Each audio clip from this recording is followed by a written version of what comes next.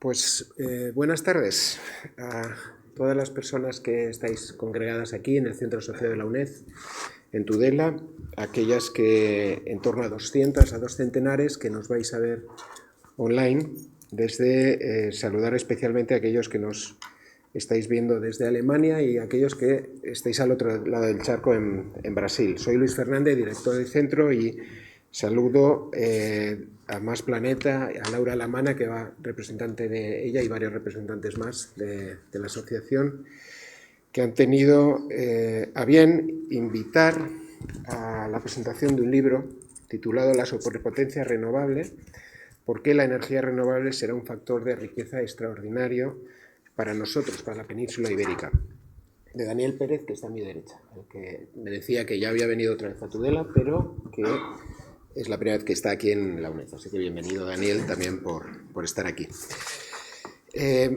Una de las líneas de actuación que desde la UNED nos ha preocupado hace tiempo es que la sociedad se dé cuenta de una situación fundamental y trascendental que tenemos, que es el cuidado de nuestro planeta.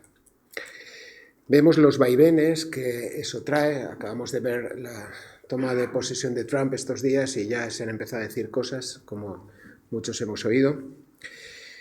Y prueba de esta preocupación es que en este mismo salón han pasado diversos profesionales y expertos en temáticas como cambio climático, alimentación, energía o derechos humanos.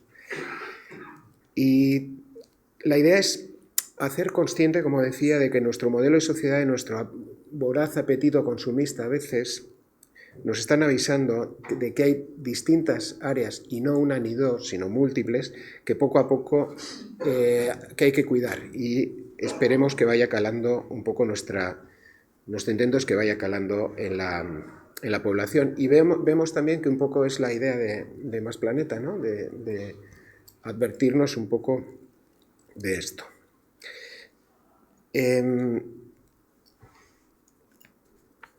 Daniel, como ahora nos comentará, Laura va a pasar a presentarle, va a explicar que el modelo energético fósil, a pesar de, como digo, lo que dijo Trump el otro día, ha ido acelerando la decadencia en los últimos años. En Occidente parece que se está dando un consenso en la necesidad de apostar en energías renovables, por lo menos el occidente europeo, vamos a decir, con unas soluciones más importantes entre la crisis climática que vivimos y también frente a problemas como los de elevados costes de la luz o la dictadura del gas que a veces sufrimos.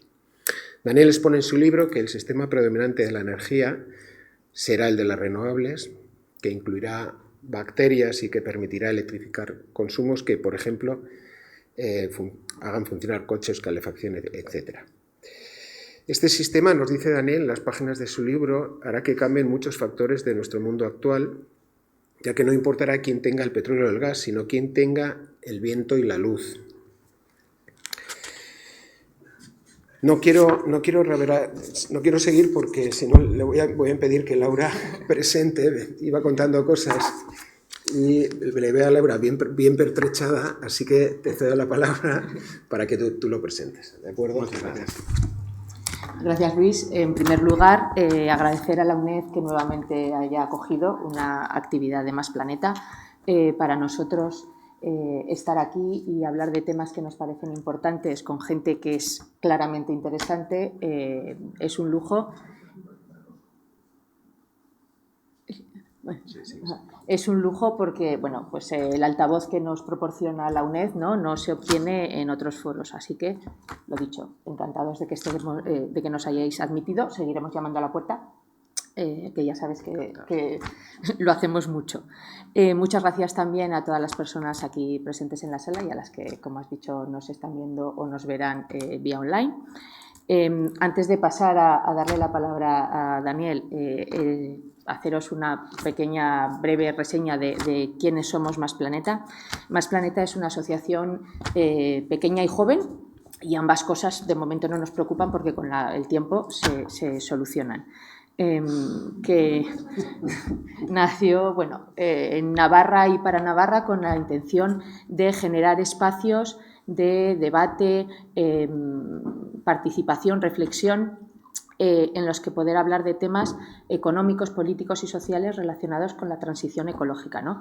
Unos espacios de encuentro en los que, sin minimizar la magnitud y las dimensiones de la crisis climática ya emergencia, ¿no?, en la que estamos, y ahora después de la toma de posesión ya no sé en qué DEFCON estamos, ¿no?, pues en los que sin perder de vista esa situación poder tratar y hacer planteamientos para el medio y largo plazo positivos y activos, ¿no?, hacer para avanzar, y en el medio y el corto plazo pues hacer propuestas y alternativas factibles y esperanzadoras, ¿no? Pues esas pequeñas cosas que podemos hacer todos, que sumadas pues son transformadoras.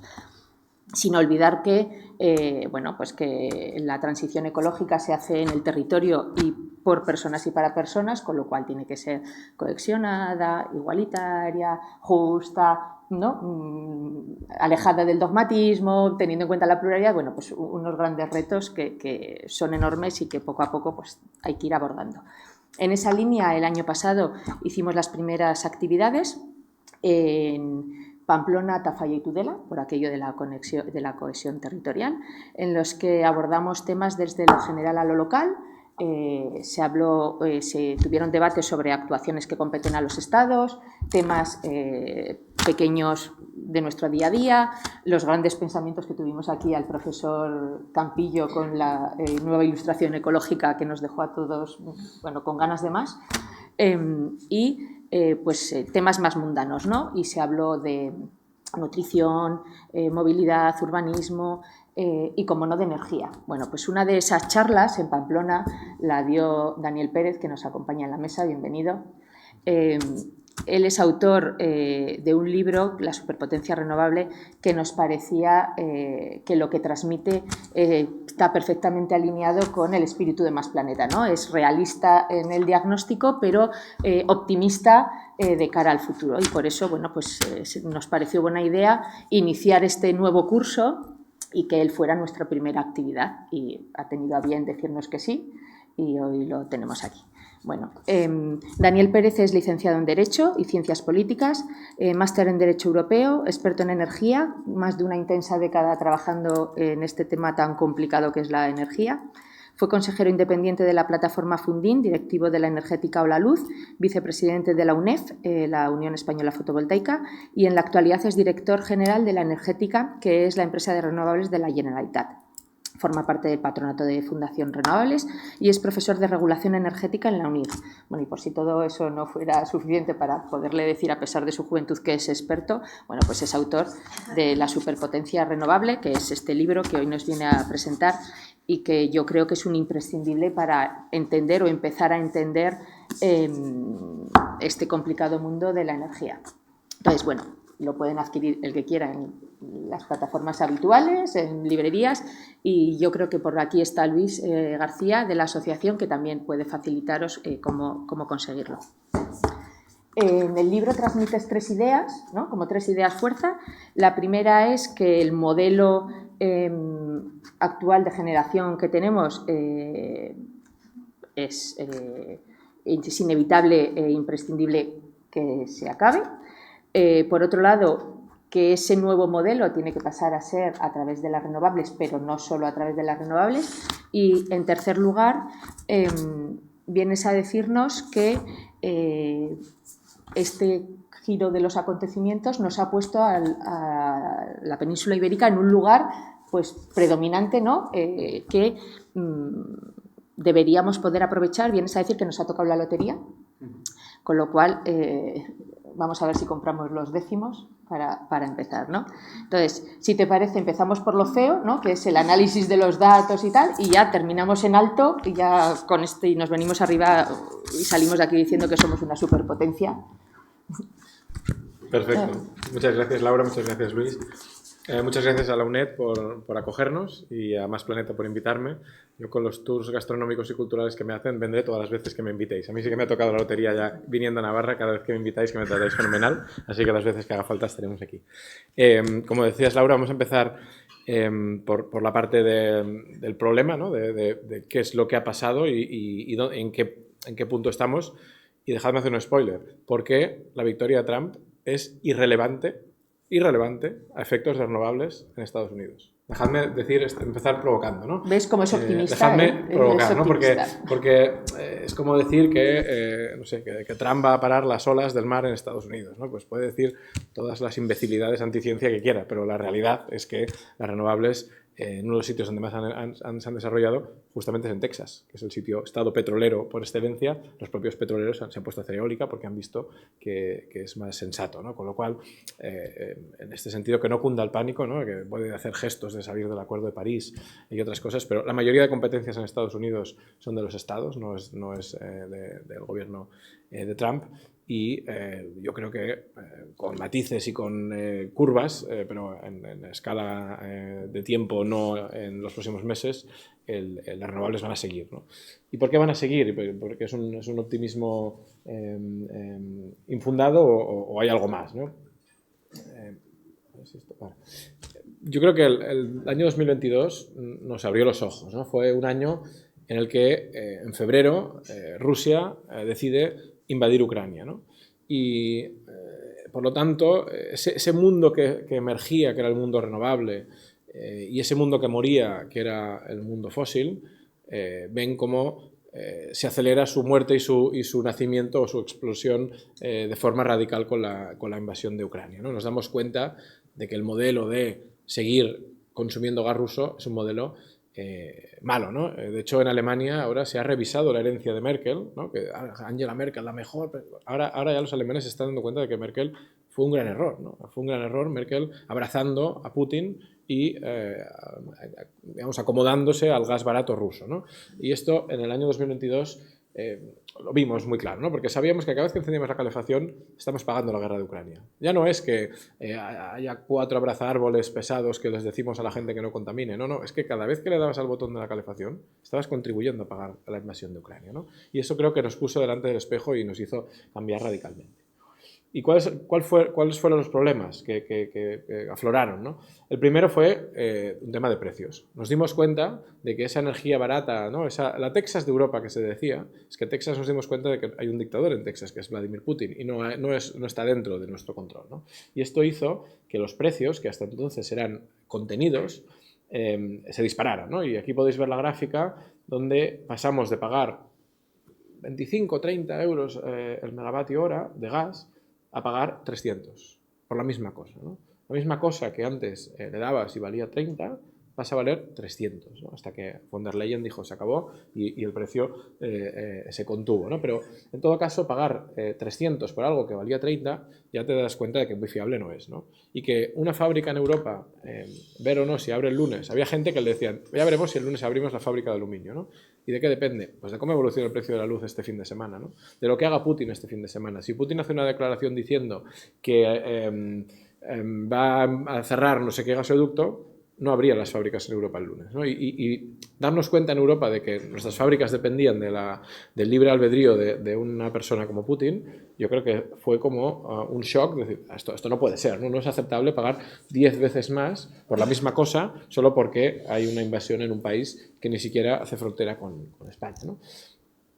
Esto hizo que el gas, como se emplea para generar electricidad, no solo se disparó el gas, sino que se disparó la electricidad. Se disparó la electricidad hasta tal punto que un día de marzo del 2022 era más barato comprar una pizza en la pizzería que encender el horno una hora para hacer la pizza en casa, ¿no? por lo que subió la luz, ¿no? Es decir, fueron unos precios de 800 euros megavatio hora, nunca vistos, y que hicieron que la gente se diera cuenta de que este modelo no es fiable, ¿no? Ya no por razones ambientales, sino porque no podemos estar pagando 150, 200 por algo que valía 40, 50, ¿no? Y esto afecta a todo, afecta a los consumidores en nuestros hogares, en las facturas, afecta a la factura de la pobreza energética, porque son facturas más caras que hay que pagar, pero es que también afecta a los trenes, a los metros, a los tranvías, a cualquier cosa que consuma electricidad, y lo que hacía era subir el precio del transporte público, por ejemplo, ¿no? Por el precio de la luz. Todo en cascada, toda la sociedad quedaba afectada por esta subida.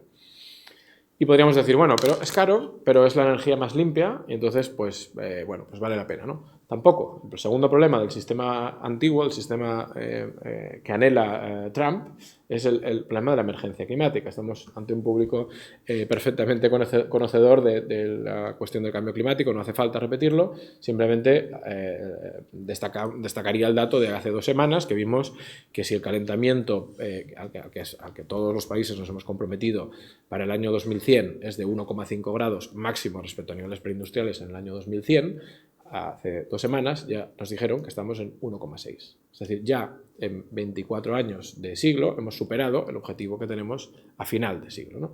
Y si vemos quién tiene la culpa de esto, pues principalmente la culpa la tiene la energía, porque entre el 34% que tiene la culpa el suministro de energía, más lo que consume la industria, más lo que consumen los edificios, más lo que consume el transporte, prácticamente un 75% del total de las emisiones vienen inducidas por el sector energético, de alguna manera, ¿no? Con lo cual, vemos que es un sector energético que nos da precios caros y nos da precios caros a costa de contaminar, además. Porque si dices, bueno, pago más pero no contamino, te lo puedes pensar, ¿no?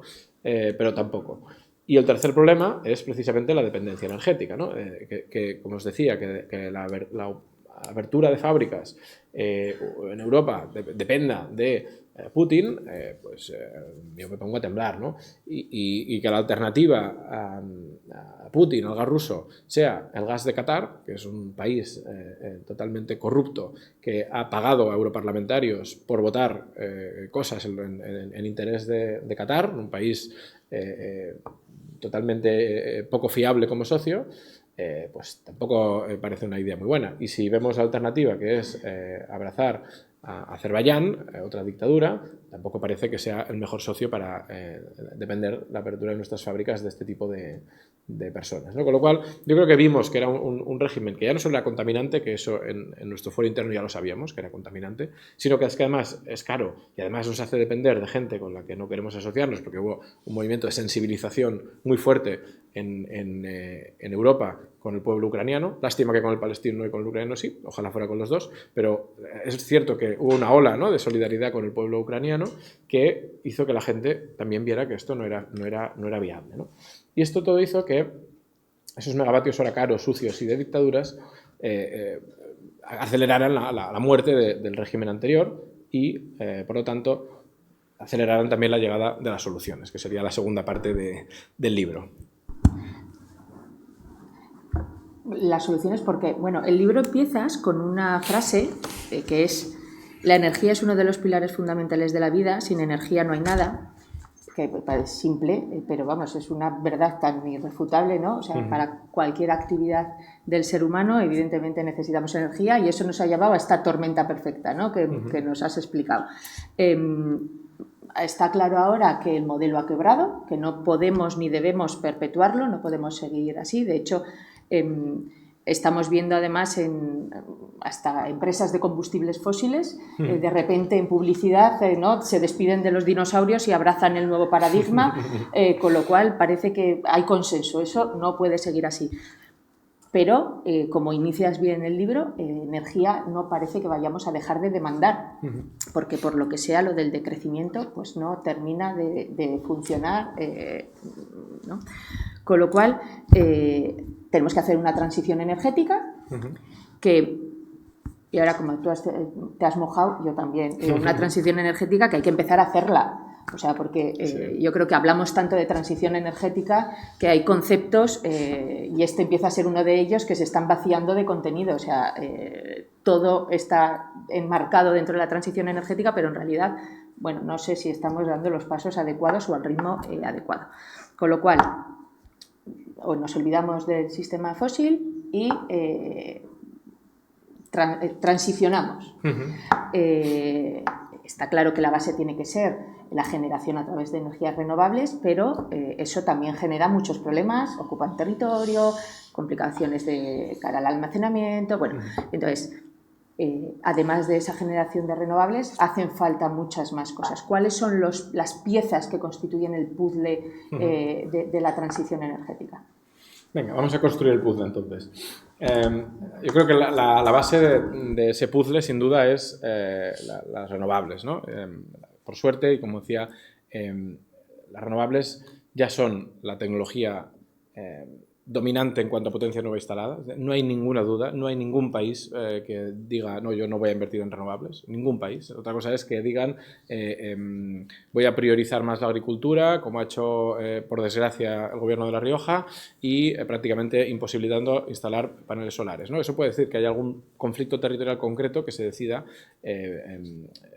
digamos, boicotear alguna tecnología, ¿no? Pero a nivel macro, y creo que esto es lo más importante que diré hoy, y no es nada, no estoy descubriendo nada, pero creo que es importante tenerlo muy presente, porque venimos de un debate de las renovables en las que se nos ha hecho creer que las renovables eran caras, que las renovables eran una ruina, que las renovables eran complicadas, que eran poco recomendables, que encarecían la factura, ¿no?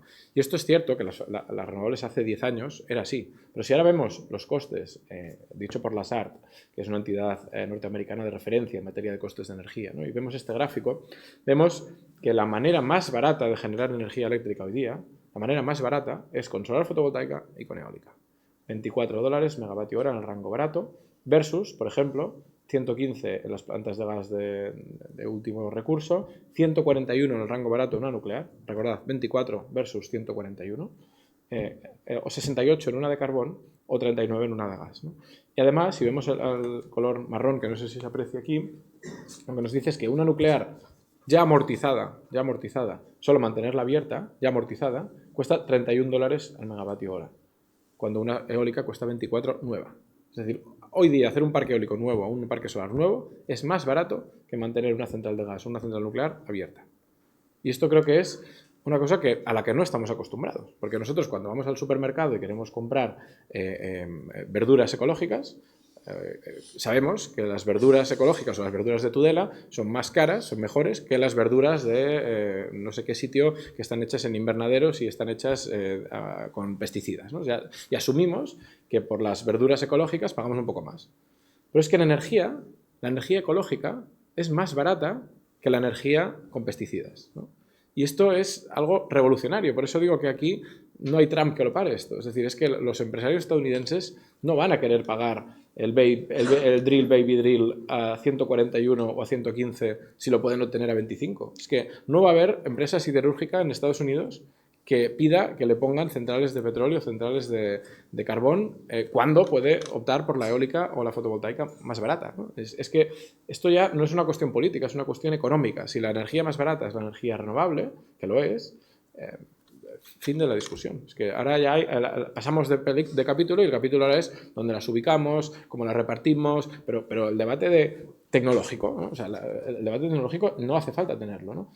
Y aquí está el abaratamiento de costes. Es que una fotovoltaica ha pasado de valer 300 a valer 30 en 10 años. Entonces, algo que pasa de valer 300 a valer 30 ha ganado la batalla tecnológica. La eólica lo mismo, ha pasado de valer 100 a valer 25. Entonces, esta batalla tecnológica está ganada.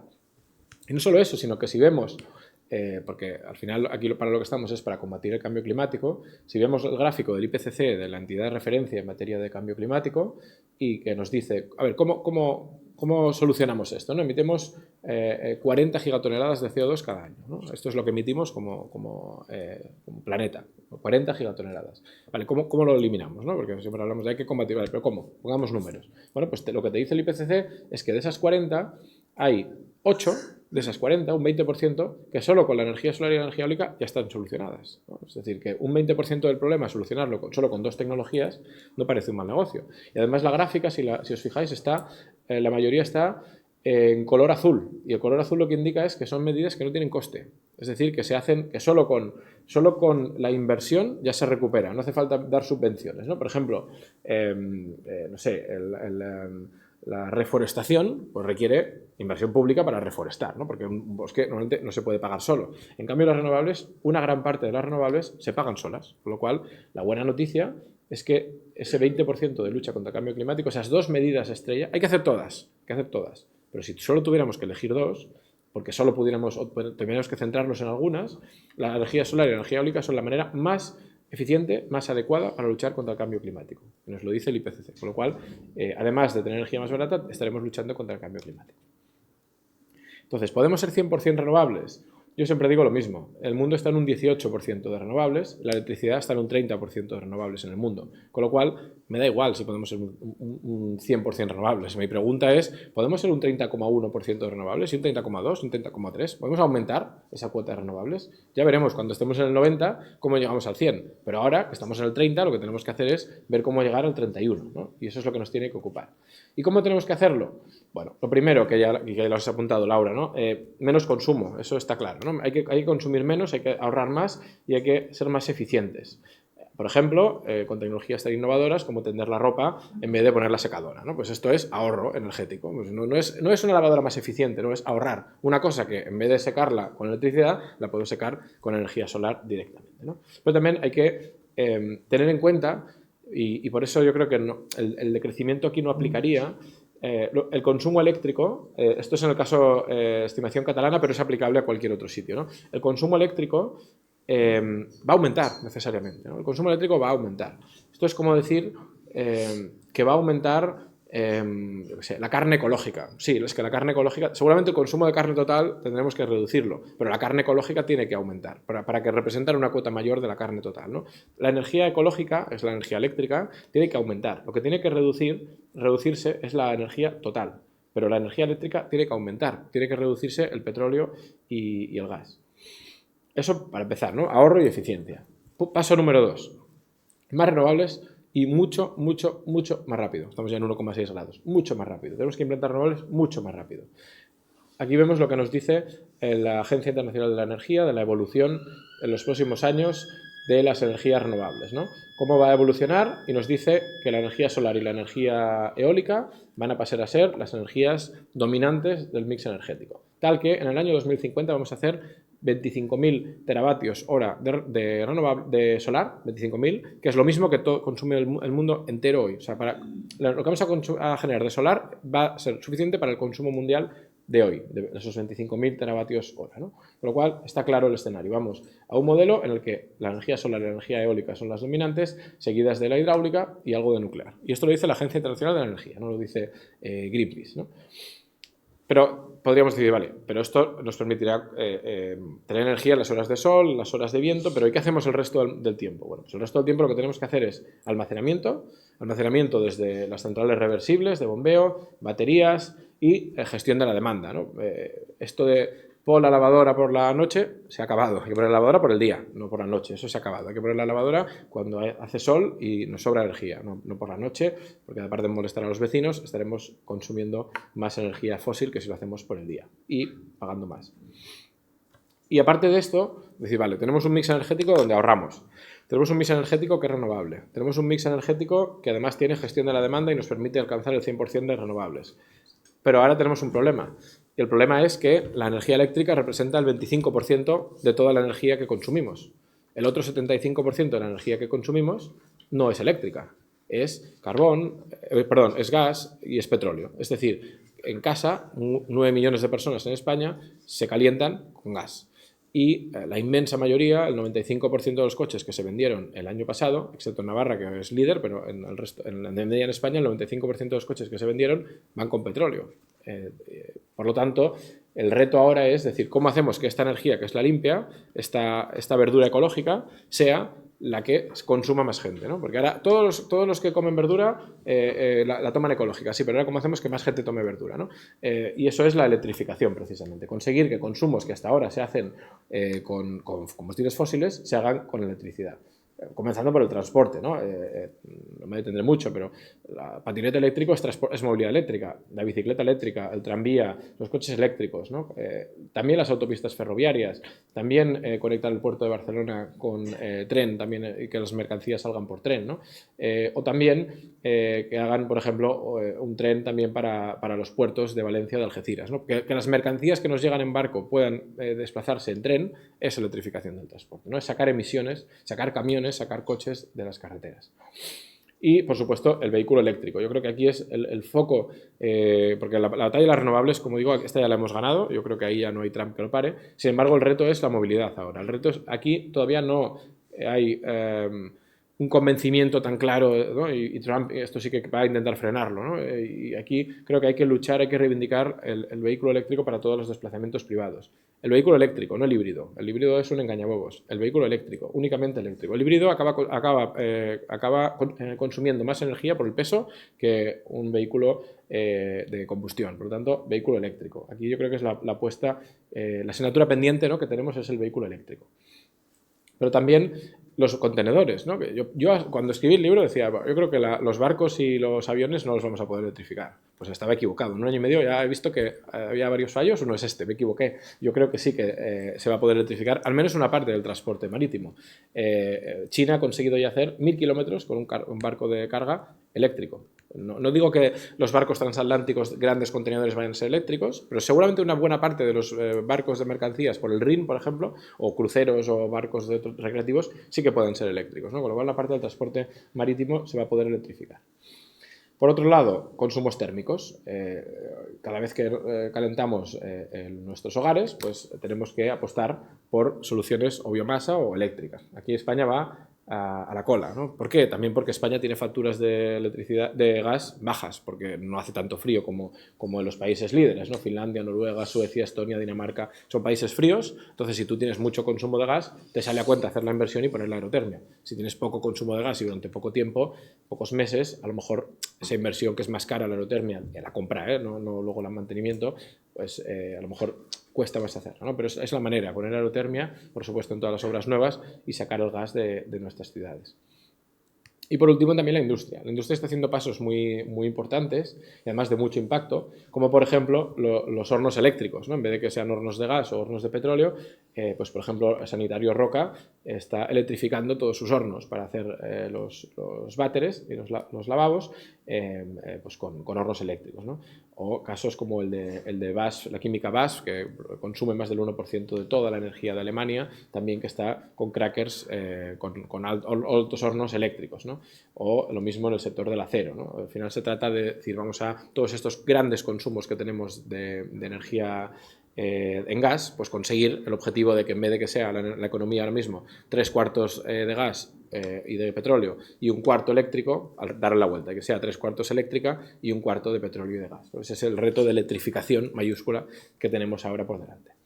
Y por último, el hidrógeno, que se habla mucho del hidrógeno. Bueno, yo creo que el hidrógeno es una tecnología que puede servir como último recurso, ¿no? Una vez que el 75% sea eléctrico, pues el otro 25%, es decir, ¿qué hago con este otro 25%? Bueno, pues a lo mejor ahí, en vez de quemar gas, pues quememos hidrógeno verde, ¿no? Pues puede ser una solución. Pero en todo caso, no para el transporte, no para las calefacciones de casa, sino una cosa para alta industria y para centrales de ciclo combinado, quizás, pero ya está. Y para usos químicos también.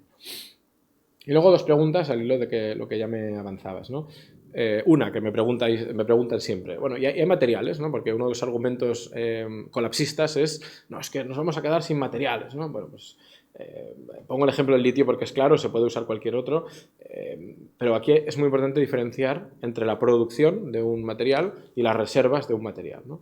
La producción de litio es, por ejemplo, en el año 22, pues está aquí abajo, 0,13, ¿no? Es 0,13 millones de toneladas de litio que se produce al año, ¿no?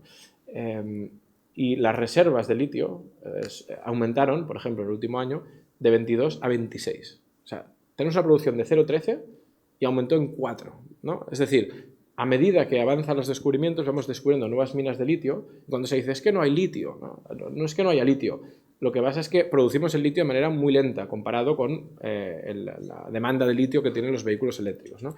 Hay litio para cambiar 10 veces el parque automovilístico mundial, ¿no? Hay litio para hacer 14.000 millones de vehículos, en el mundo tenemos 1.400 millones de vehículos, con lo cual no es cierto que no haya. Otra cosa es que nos planteemos cuál es el uso racional de los recursos, si tenemos que cambiar de coche de una de combustión a uno eléctrico. Creo que no, que hay que aprovechar para sacar coches de las carreteras, ¿no? O sea, con esto no estoy diciendo hay que crecer porque no hay límites, lo que estoy diciendo es que no hay que engañar a la población y no hay que decir es que no hay litio en el mundo y nos estamos quedando sin litio, cuando en realidad es un problema de que no producimos, no extraemos el litio. Pero las reservas de litio por ahora todavía siguen aumentando cada año por nuevos descubrimientos y nuevos yacimientos que son explotables, ¿no? Y el segundo es el de los terrenos, que también es otra pregunta clásica. ¿Hay terrenos para hacer la transición energética? Pues en el caso español, la Universidad de Columbia lo ha estudiado y nos dice que solo hace falta ocupar el 0,12% de la superficie de España, menos que lo que ocupan los campos de golf en España, y que se tendría incidencia sobre el 0,84% de la superficie española. Incidencia quiere decir que si tú tienes un aerogenerador, el aerogenerador está en el 0,12, pero a lo mejor el vuelo y el perímetro que tienes que dejar, pues te vas al 0,84, ¿no? Pero en realidad como tal ocupación donde no pueden pastar ovejas es el 0,12% de la superficie española, menos que la ciudad de Madrid. Entonces, hay terrenos para hacer la transición energética. Antes de entrar en la superpotencia, al hilo de esto que digas, que acabas de explicar, y porque yo no lo tengo muy claro, y así aprovecho, ya hay, empieza a haber, al menos en Navarra, seguramente en otros sitios ya llevan tiempo, ¿no? Pero proyectos de plantas de almacenamiento de baterías. Entonces, no tengo muy claro si eso entra dentro de las energías renovables o es ya el inicio de la perversión del sistema. O sea, antes de hacer el sistema del todo ya lo estamos pervirtiendo. No, yo creo que las baterías son necesarias porque el gran reto que tienen las renovables es que no son estables ni son gestionables. No le doy un botón, empiezo a quemar gas o carbón o uranio y empiezo a producir, ¿no? Es decir, con las renovables no tenemos un botón y entonces las baterías son de alguna manera ese botón que nos permite modular y adaptar la generación a la demanda, ¿no? Con lo cual yo creo que las baterías son necesarias. ¿Cuántas? Podemos planteárnoslo. Lo mismo que cuánta fotovoltaica. ¿Tenemos que dimensionar la fotovoltaica en España para que el día que más producimos se consuma toda? ¿O tenemos que dimensionar la fotovoltaica en España para que en el mes de enero tengamos un porcentaje razonable de fotovoltaica a costa de tenerla parada en agosto? Yo soy partidario de esto segundo, es decir, me parece absurdo, pero yo creo que hay que sobredimensionar, hay que tener más solar que la que consumimos el día que más solar se produce, porque hay que pensar en todo el año, no hay que pensar en el día 21 de junio con el récord fotovoltaico, hay que pensar en todo el año. Y yo quiero tener fotovoltaica en enero, febrero, marzo, abril, diciéndole a esos señores, ojo, si inviertes en este, ahora ya que hay mucha, si tú inviertes, que sepas que en junio te voy a parar y no te voy a pagar, con lo cual cuando haces tus cálculos, haz tus cálculos tal que sepas que no vas a producir todas las horas, sino que va a haber un 20% de las horas que no vas a producir, ¿no? Pero hay que sobredimensionar la potencia porque si no, no vamos a tener fotovoltaica en enero o febrero y tenemos los precios que estamos teniendo estos días de por encima de 100, ¿no? Con lo cual yo creo que sí, que hace falta. Ahora, ¿la solución son baterías? ¿Son bombeos? ¿Es gestión de la demanda? ¿Es un poco de todo? Pues seguramente es un híbrido, ¿no? No solo baterías, pero las baterías son necesarias. Y luego, al hilo de esto último que comentabas, del terreno, la ocupación del terreno, se habla mucho, ¿no?, de que parece que estamos sacando terrenos agrícolas para ocuparlo con placas fotovoltaicas, que tampoco es así tal cual, pero por ejemplo en Cataluña sí que habéis hecho una instrucción sobre la agrovoltaica, que aquí en Navarra lo planteas en determinados departamentos y te miran con cara de...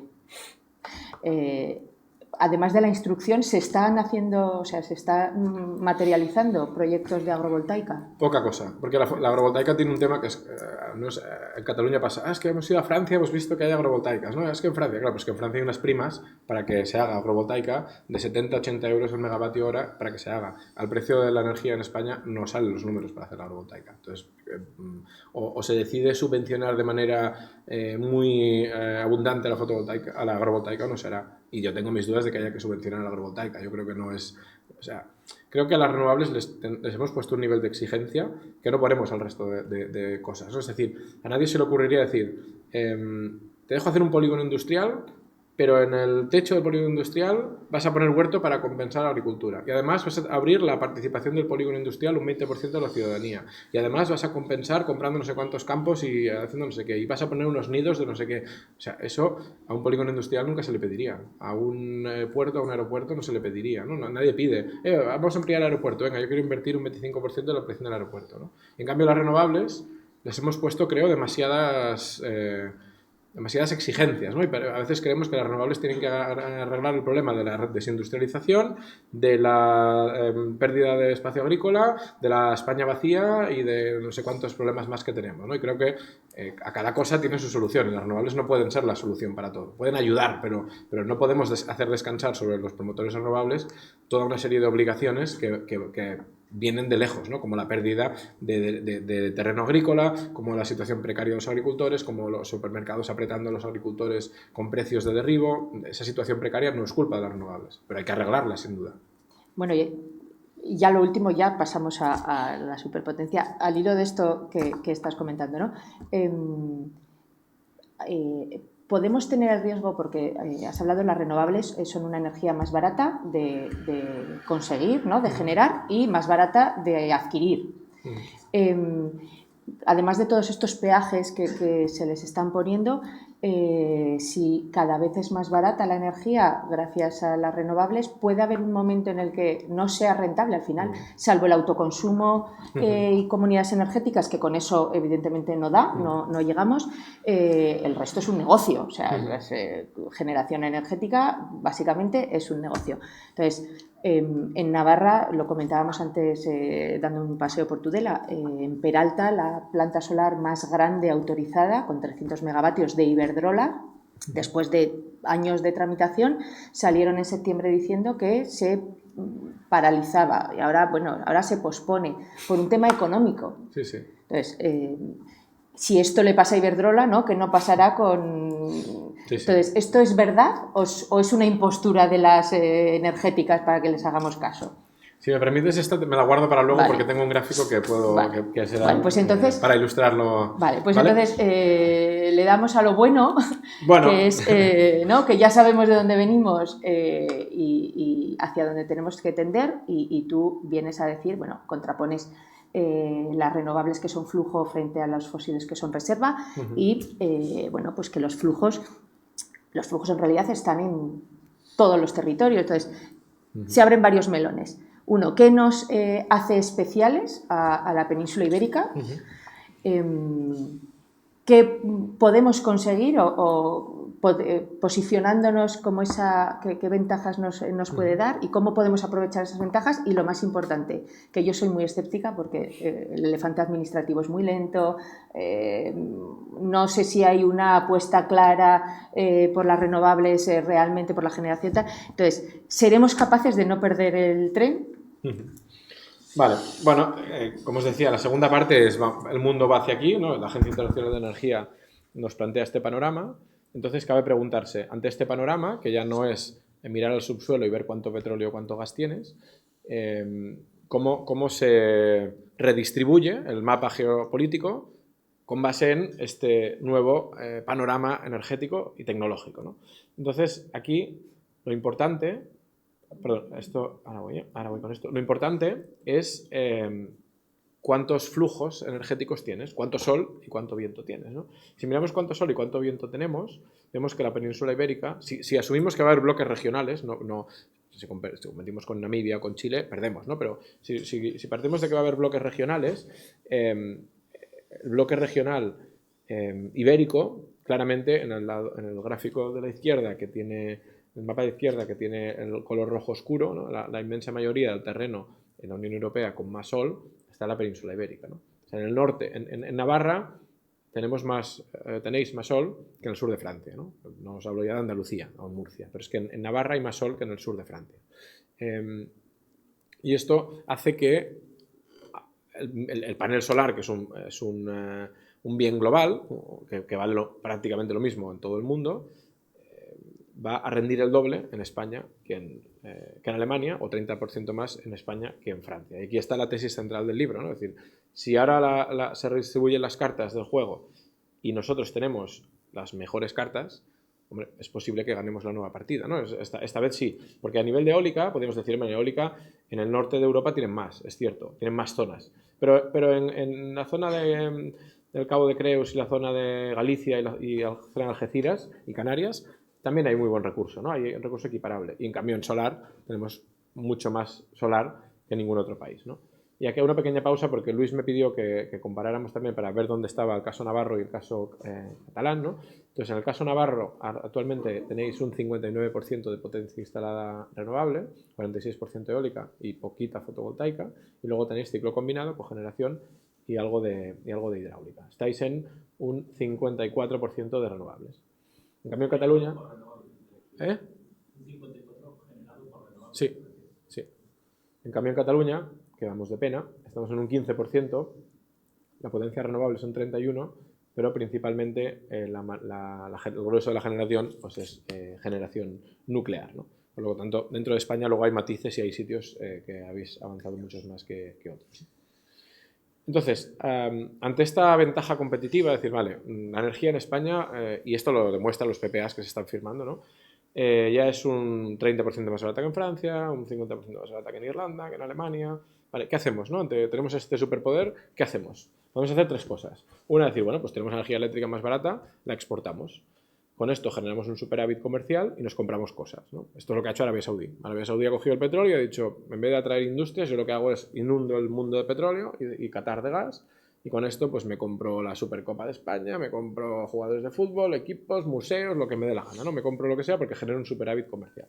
Yo creo que esta sería una opción muy poco la facilona, ¿no? Digamos, cojo la energía y la vendo y ya está, ¿no? La opción 2 es decir, bueno, vamos a usar esta energía eléctrica para producir hidrógeno y este hidrógeno lo vendemos. Ya por lo menos así capturamos el sector del hidrógeno, con lo cual hacemos el hidroducto de Barcelona a Marsella, exportamos hidrógeno y tenemos energía eléctrica y hidrógeno que queda a este lado de los Pirineos. Y la tercera opción, que para mí es la buena, es lo que tenemos que hacer es exportar productos industriales. Dejémonos de exportar energía. Nosotros no tenemos que ser Arabia Saudí, tenemos que ser Alemania. Tenemos que llenar el territorio de industria, de producción de valor añadido y exportar contenedores, no exportar ni hidrógeno ni exportar energía eléctrica. Esto, que parece una utopía, poco a poco va pasando. La fábrica de baterías de Elgin, la fábrica de diamantes en Trujillo, 15.000 empleos nuevos en Galicia si se hacen los parques eólicos, de nuevas industrias que se van a establecer en Galicia atraídas por la energía eólica barata, o un caso que a mí me parece muy ilustrativo, que es la fábrica de Alcoa, que es una fábrica de aluminio en Lugo, en San Cibrao, que cierra por lo que decíamos antes, por lo de Putin, y en el convenio que se firma, en el ERTE, que se firma con los trabajadores, dice, volveréis al trabajo a medida que se conecten los parques eólicos con los que hemos firmado un acuerdo para ir pudiendo reabrir las cubas de aluminio, ¿no? La producción de Alcoa en Lugo, la gente que estaba en casa, volvería al trabajo cuando conectaran parques eólicos. Esto me parece que es tremendo, ¿no? ¿Quién se va a oponer? ¿Qué trabajador de Lugo se va a oponer a un parque eólico si su trabajo depende de que ese parque eólico se conecte, ¿no? Pues ese vínculo entre creación de riqueza y energías renovables es el que hay que reivindicar, ¿no?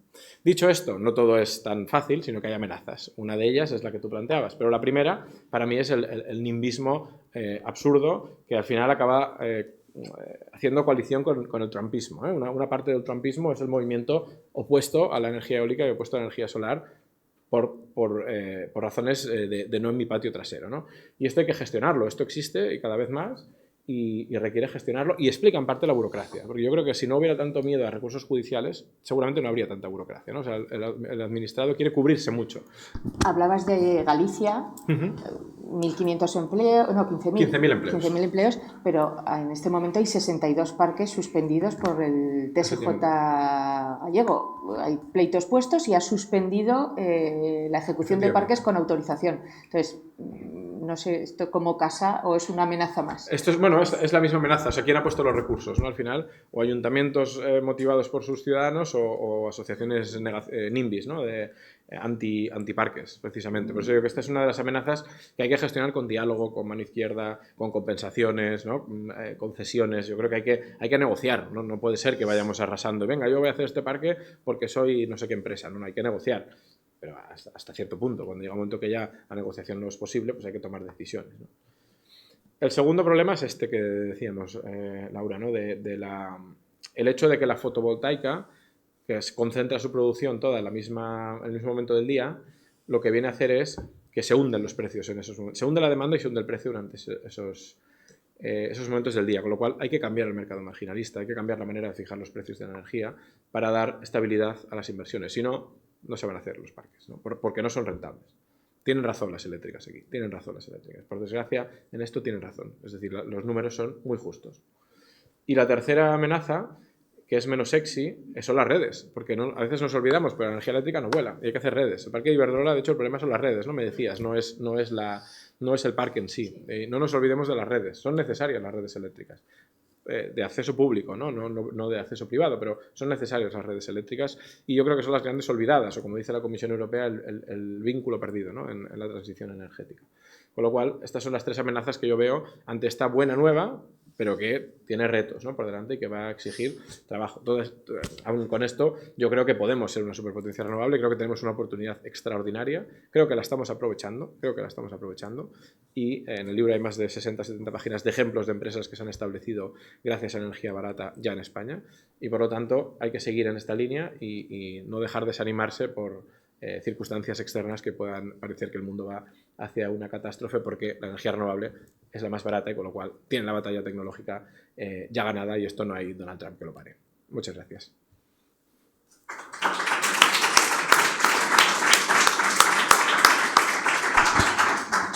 Muchas gracias, Daniel.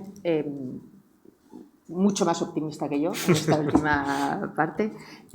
No sé si tenéis aquí en la sala alguna pregunta, si no, yo también tengo alguna, y si no, en la red. Le vamos a dar pasos. Empezamos por la sala.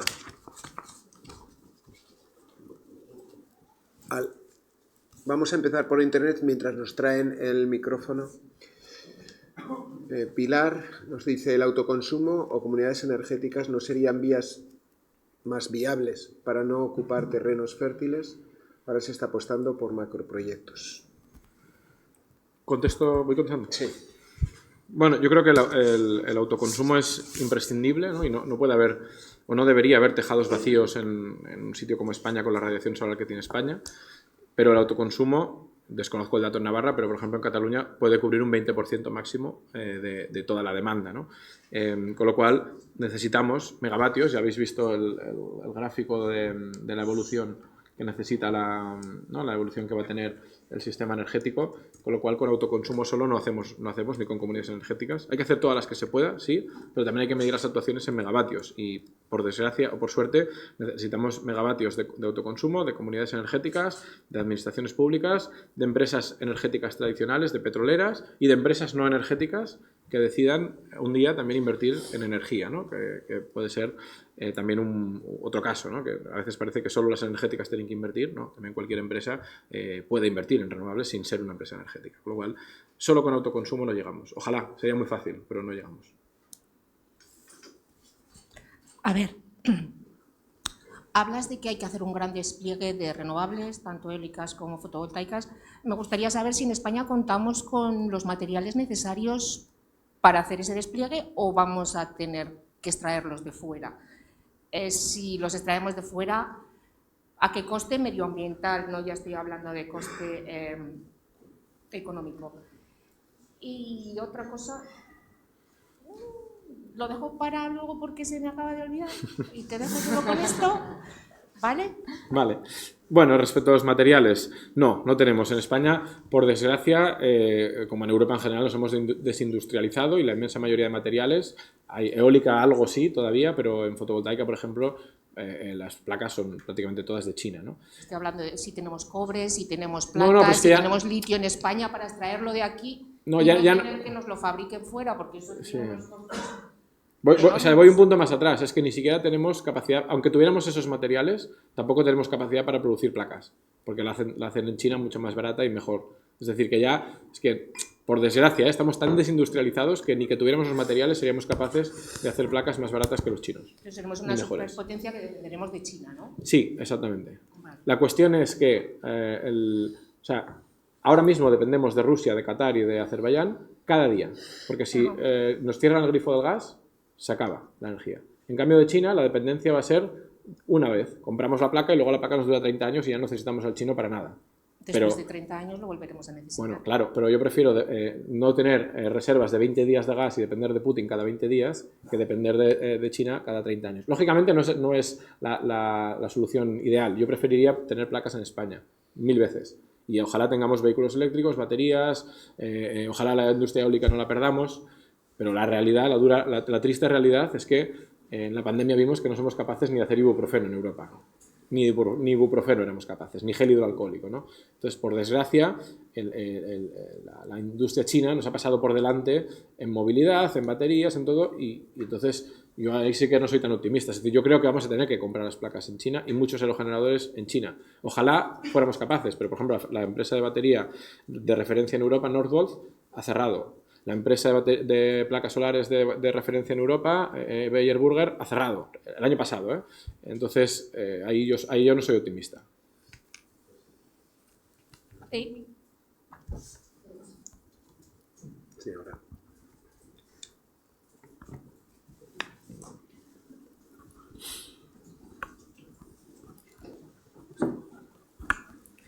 Bueno, gracias, Daniel. Ha sido muy rápido, muy rápido. De hecho, ha durado la charla muy poco, ¿no? Y ya que estás aquí, vamos a aprovechar, ¿no?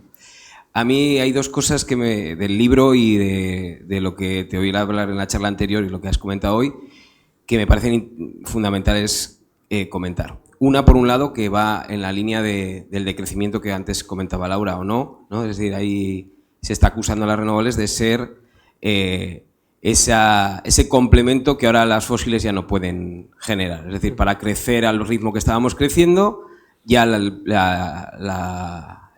lo fósil ya no permite crecer porque las reservas ya no dan más, ¿no? Y entonces la garantía para mantener un consumismo pues es la complementariedad con el recurso renovable para mantener el status quo de pues una economía capitalista exacerbada y consumista. Esa es la primera y me gustaría evidentemente que nos cuentes en esa línea cómo debería ser esa transición para que la calidad de vida si decrecemos o hay decrecimiento en determinados sectores, ¿no? Cómo plantearlo. Y la segunda, y la que me parece muy relevante, estamos hablando de que para las empresas no es rentable, porque es una rentabilidad económica. Pero tú no estás ahora trabajando en Iberdrola, ¿verdad que no? Ni estás trabajando en una empresa privada, trabajas para una empresa pública. Y ese es, desde mi punto de vista, uno de los puntos que me parece más fundamental, ¿no? Es decir, cómo desde las instituciones públicas se pueden crear empresas que tengan una rentabilidad social directa, inmediata, sobre la población de los territorios en los que habitan. Crear empresas públicas energéticas es posible y debería ser una opción o no. ¿Qué problemas puede generar? Vale. Bueno, respecto de la primera pregunta, yo no soy experto en decrecimiento, con lo cual no soy la persona indicada para hablar de esto. Yo lo que sí que os diría es que si no fuera por las renovables, España no podría haber cerrado las centrales de carbón, que las ha cerrado. Hemos pasado de 8 gigas de carbón a prácticamente cero en 3 años. Si no hubiera habido renovables para sustituirla, no se podrían haber cerrado. Con lo cual, creo que las renovables sí que están... O sea, no es que estamos añadiendo renovables al carbón, sino que estamos cerrando el carbón y sustituyéndolo por renovables. Con lo cual yo creo que sí que hay, al menos de lo que yo conozco, que es el sistema eléctrico español, sí que hay un cierto desplazamiento de renovable a fósil. Y sí que hay un cierre de hecho, la demanda eléctrica española está bajando. En los últimos años ha bajado. Estamos en niveles casi de pandemia. Es decir, que no ha habido un crecimiento justificado por las renovables, sino que lo que ha habido es una expulsión del carbón. Pero, insisto, no sé si es aplicable a todos los sectores. En el caso del eléctrico español, sí, te diría. Y luego, respecto al rol de las instituciones. Claro, el sector público hasta ahora se había limitado a un rol más de regulador, de tramitador, de supervisor. Y ahora yo creo que, y el informe Draghi lo dice, el 5% de la inversión en descarbonización en Europa se tiene que hacer desde el sector público.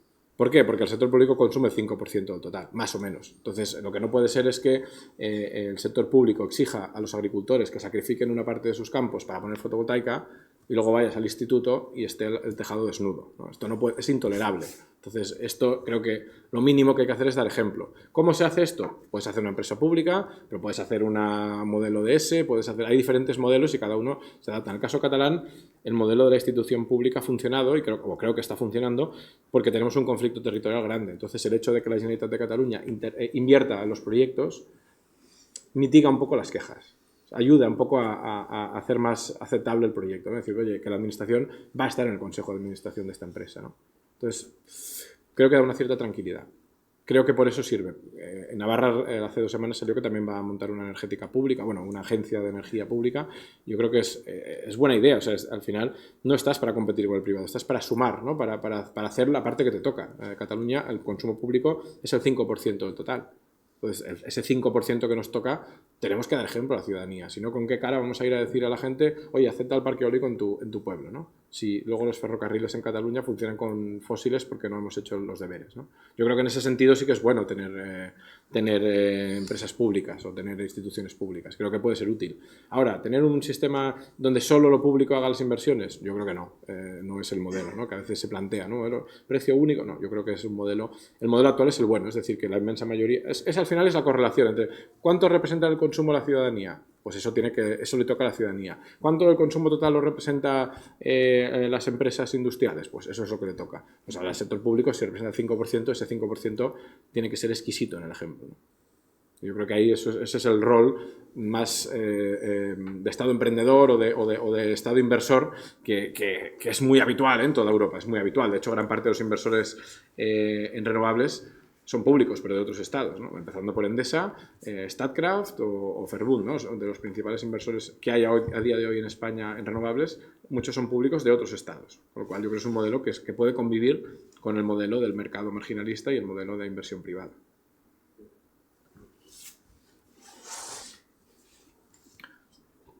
¿Conoces a Antonio Turiel, Planteamientos? Sí, Antonio. Sí, es que hay una persona, Antonio Turiel estuvo sentado donde tú estás hace no mucho tiempo.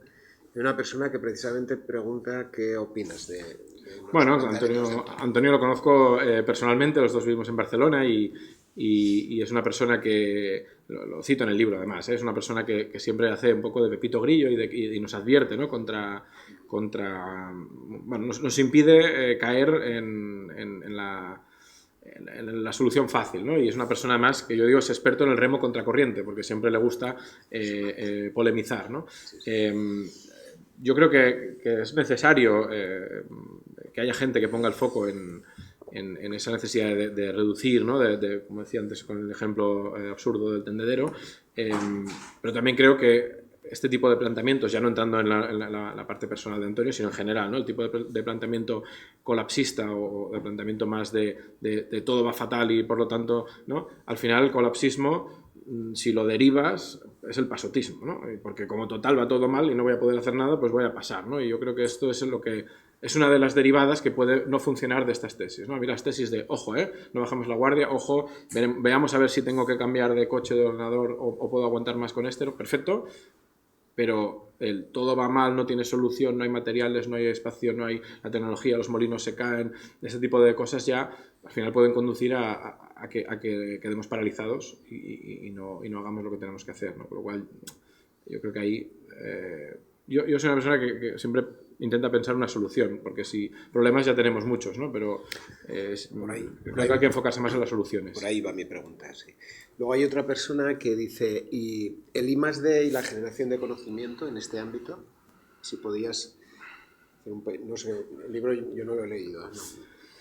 A ver, como decía antes... yo, por ejemplo, porque también estuvo aquí sentada una persona, nos habló de que había unos prototipos de baterías que no eran de litio, que eran de... ay, por Dios... De sodio. Grafito. De grafito, con una eficiencia bestial, pero que, bueno, pues el problema que estaban teniendo estas baterías, por ejemplo, era el hecho de que había que consumir todo lo que estaba ya, todas las baterías de litio que estaban consumidas y tal, con los cambios que todos sabemos que esto, ¿no? Entonces yo creo que van por ahí sí, yo qué diferenciaría, ¿no? Para mí, por ejemplo, en energía solar, como decía antes, y por desgracia, ¿no? Con esto no quiero decir que tengamos que abrazarnos a China, ni mucho menos, pero creo que por desgracia China ha ganado la batalla y nos ha pasado por delante y creo que ahora invertir en fábricas de placas solares o en I+D de placas solares sería tirar el dinero, y lo ha pasado a Meyer Burger. En cambio, creo que hay otros segmentos, aerotermia, las baterías, la movilidad eléctrica, los cargadores de vehículos eléctricos, ¿no? Hay la eólica flotante, por ejemplo, las plataformas flotantes. O sea, hay todas unas batallas por luchar, que ahí sí que creo que el I+D europeo todavía puede ganar alguna de ellas, ¿no? O sea, creo que hay cosas de la transición energética que todavía podemos aspirar a fabricar. Yo lo que creo es que si tuviera, como que tenemos presupuesto limitado, si tuviera que centrarme en alguna, no sería en placas solares, sino que seguramente sería más en vehículos eléctricos, por ejemplo. Creo que es la gran oleada que nos va a venir ahora de vehículos eléctricos chinos baratos y mejores que los occidentales, ¿no? El CEO de Ford hace poco estuvo en China visitando empresas de vehículos eléctricos y fue tal el cabreo que se cogió que compró un vehículo eléctrico chino para cada uno de los miembros de su directiva. Dijo, dejad el Ford y vais a ir con el vehículo chino durante unos meses y vais a aprender lo que es un vehículo eléctrico bien hecho. Imaginaos, ¿no? O sea que no... Esto, a mí me gustaría no daros esta noticia y decir, hostia, es que el vehículo... Pero es que mientras Volkswagen ha estado manipulando... El I+D de Volkswagen en los últimos años ha sido cómo manipulo los medidores de emisiones para que no cuele, para que no me multen. Este es el I+D que ha hecho Volkswagen en los últimos años. El Dieselgate, ¿no? Este es el I+D que hemos hecho en Europa. Caricaturizando, pero no tanto, ¿no? En cambio en China, poco a poco no nos hemos enterado, pero es que tienen coches eléctricos con 25.000 euros de casi 1.000 kilómetros de autonomía.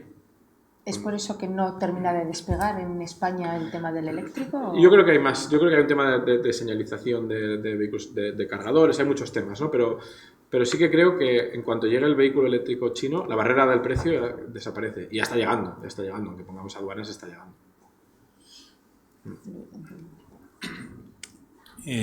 Gracias, Dani, por tu conferencia. Dos preguntas. A ver, una a nivel macro, y es ¿cuánto estimas tú que España puede llegar a decrecer significativamente en consumo de combustibles fósiles, ¿no? O sea, ¿en qué momento se toca ya un techo y se empieza a bajar significativamente, ¿no? Supongo que España, por el peso de las renovables, sería antes que el resto de Europa y supongo que lo último sería el resto del mundo, ¿no? Pero bueno, últimamente estamos viendo datos de China, ¿no? Que por lo menos en movilidad de transporte pues está bajando bastante el consumo de petróleo, ¿no? Entonces, bueno, ¿qué estimaciones, ¿no? ¿Hasta dónde tocaríamos techo ya para luego empezar a bajar, ¿no? Y luego otra más macro y es ¿cómo crees tú que debería ser la implantación de renovables en el mundo rural desde un punto de vista razonable, equilibrado, justo también para el mundo rural, ¿no? Me acuerdo que en algunas conversaciones hablabas, ¿no? De pues algunas... a ti te está tocando en Cataluña, ¿no? Pues hablar con entidades locales y demás. Entonces, bueno, ¿cómo ves ese panorama, ¿no? Porque también hay casos, ¿no? Pues en el mundo rural que sin ninguna duda son mejorables, ¿no? Bueno, la primera es fácil. Ya hemos tocado techo. Hemos tocado techo de emisiones y estamos ya bajando. Hemos cerrado las centrales de carbón, con lo cual ya se ha tocado techo y la cuestión es cuánto vamos a decrecer, ¿no? Por ejemplo, el gobierno español ha fijado un objetivo para 2030 de pasar del 25 al 35% de electrificación, que para mí es el vector ahora de crecimiento de emisiones, porque el sector eléctrico ya estamos en este año acabamos en un 56 y enseguida estaremos en un 80% de renovables en 5 años, con lo cual ya poco más margen habrá para decrecer, ¿no? Porque el resto será nuclear, que tampoco tiene emisiones, con lo cual ahí habrá poco margen. En cambio, el margen principal será si electrificamos, es decir, en la movilidad. Y cuando despegue el vehículo eléctrico. El objetivo son 5,5 millones de vehículos eléctricos para 2030. Si este objetivo se cumple, pues ya tendremos una mejora sustancial de las emisiones. Pero en todo caso, ya estamos decreciendo en emisiones. Sí, ya estamos decreciendo. Y respecto a la implantación en renovables en el mundo rural, ¿no? De nuevo, vuelvo, ¿no? Se pone sobre las renovables toda una serie de obligaciones. O sea, conozco mejor el caso catalán. El caso catalán es que Barcelona se lleva la energía, ¿no? Bueno, sí, pero es que también Barcelona, tenemos el aeropuerto de Barcelona, que es un pozo de contaminación, tenemos el puerto de Barcelona con los cruceros y tenemos 4 centrales de ciclo combinada metido en la ciudad de Barcelona. Entonces, sí, Barcelona consume energía, pero Barcelona también tiene otra serie de... ¿no? La gente del rural que quiere volar también puede ir a Barcelona a volar y no tiene que sufrir el aeropuerto al lado de casa, ¿no? Por decir un ejemplo. Es decir, que al final es un territorio, es un equilibrio de diferentes... inconvenientes y ventajas de estar juntos, ¿no?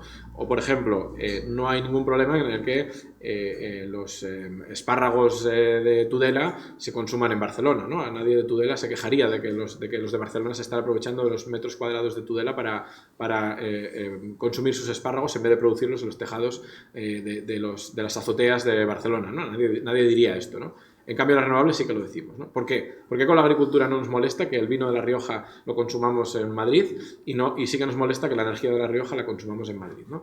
Digo, como reflexión, no tengo la respuesta, pero ¿por qué ponemos un estándar más alto en el kilovatio hora de La Rioja que no en el litro de vino de La Rioja, ¿no? Cuando los dos ocupan espacio y suponen actividad para obtener un producto que se consume fuera de ese sitio, ¿no? Dicho esto, evidentemente las renovables tienen que saber convivir con las poblaciones, si no, no habrá renovables, porque si consigues que te autoricen un parque pero te reciben con azadas en el pueblo porque no quieren que pongas el parque y no te dejan quedarte en el bar del pueblo y no te dejan entrar y no te dejan que ningún operario quiere trabajar, también tienes un problema, ¿no? O sea, por interés propio el promotor tiene que saber que se tiene que ser buen vecino porque va a estar 30 años juntos. Entonces yo creo que ahí hay mucho mejora en diálogo, en compensaciones, en que si el alcalde te dice este terreno no lo ocupes, aunque a ti te parezca absurdo que no ocupes, por alguna razón será por cuestión sentimental, paisajística, y no tienes que ocuparlo y tienes que ocupar el de al lado. O sea, hay cuestiones que una cierta sensibilidad territorial, y no hay un manual, no hay un manual, pero sí que todos nos entendemos lo que es sensibilidad territorial y lo que no, ¿no? Lanzar el proyecto primero a información pública o a prensa antes de hablar con el pueblo es una mala praxis, ¿no? Por ejemplo, cosas a veces tan fáciles como esta, ¿no? Primero dialoga, primero infórmate, habla con un alcalde y seguramente la mayoría de la gente es razonable y te acabará buscando una solución, ¿no? Pero creo que ahí hay mejora en cuanto a diálogo, en cuanto a compensaciones, sabiendo que el grueso de las renovables se van a implantar en territorio rural, esto es innegable, ¿no? Y podemos decir, no, cada comarca va a ser autosuficiente, pero es falso, va a haber comarcas excedentarias y va a haber comarcas deficitarias. Y esto hay que aceptarlo, con lo cual, ¿cómo hacemos que dentro de ese déficit y ese superávit la gente se sienta lo más cómoda posible? Pues con diálogo y con compensaciones. Había por ahí una pregunta, pero voy a hacer un poco de abogado del diablo, y porque no es lo mismo. No es lo mismo el vino o los espárragos, porque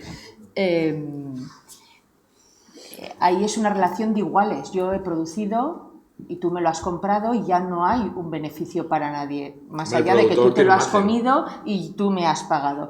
Pero los territorios no están compensados.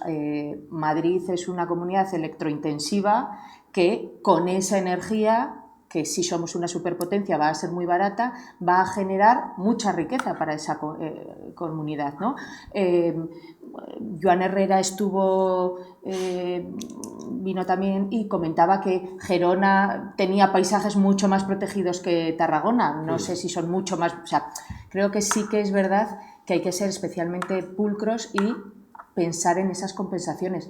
No es lo mismo tener una planta fotovoltaica que te ocupan un comunal y te pagan, que 25 líneas de evacuación, que las ves pasar, o que el molino, el alcalde te dice, pónmela aquí, en esta. ¿Por qué? Porque no se ve desde mi pueblo, pero el de al lado, que no está cobrando, lo está viendo. O sea, sí que es verdad que el reequilibrio territorial, ¿no? Que esas compensaciones quizá no están bien definidas o bien... Yo creo que tiene que haber compensaciones y tiene que haber diálogo, pero lo que digo es, si ponemos una granja o ponemos una explotación agrícola en un territorio que ocupa, que la pone un privado y que la explota y la vende a Madrid, ahí no tenemos problema de que lo haga, ¿no? Nadie se queja de que lo haga. Parece como es obvio, le pago al privado y ya está. Ahora, que un productor de energía eléctrica privado lo venda es cuando saltan unas alarmas que con otras cosas no saltan, ¿no? Puedo decir agricultura, pero también puedo decir industria, o puedo decir cualquier cosa, ¿no?